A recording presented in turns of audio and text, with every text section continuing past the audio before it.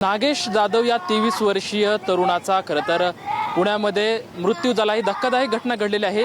नागेश जाधवची आई सध्या आपल्यासोबत आहे। खरं तर मावशी, तुमच्या भावना समजू शकतो, नक्की काय प्रकार झालेला होता? काय मला माहित नाही, काय प्रकार नाही, काय नाही। ते आता 2 वर्षापूर्वी तिकडे झालं होतं, पोलीसच्या इकडून मी घेऊन आले। त्यानंतर तिकडचं काम सोडलं, तिकडे कामाला होता, थांबला होता, थांबल्या पोराला मुद्दाम आरोपणी घेऊन गेलं होतं, चौकीत दिलं तर आणलं। तिकडचं काम सोडलं, जवळ शिवाजीनगरला कामाला जात होता। 2 वर्ष झालं माझं पोरग तिकडं पाय ठेवत नव्हता। या अचानकच ते मॅसेज करून बोलवून घेतलंय, मला पण माहित नाही।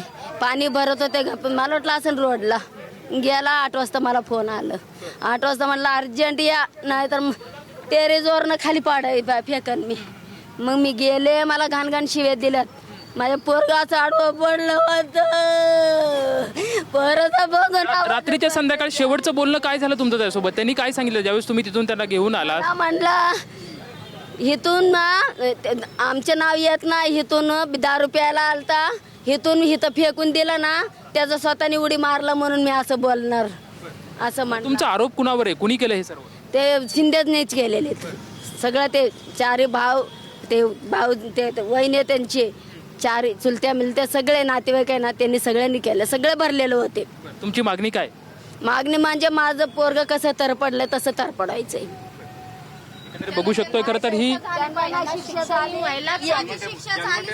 त्यांना नाही शिक्षा झाली तर एक जीव घ्यायचं। माझं पोराचं गेलं ना तसं एक जीव।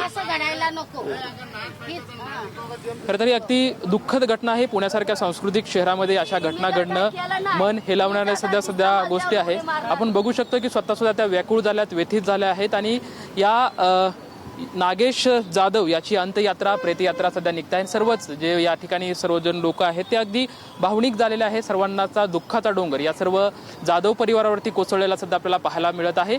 माझ्या मुलाला न्याय द्या अशी आर्तहाक नागेश जाधवची आई जी आहे मागताना आपल्याला सध्या पाहायला मिळत आहे। कॅमेरामॅन सुशांत राऊत सोबत लक्ष्मण जाधव, टीव्ही 9 मराठी, पुणे।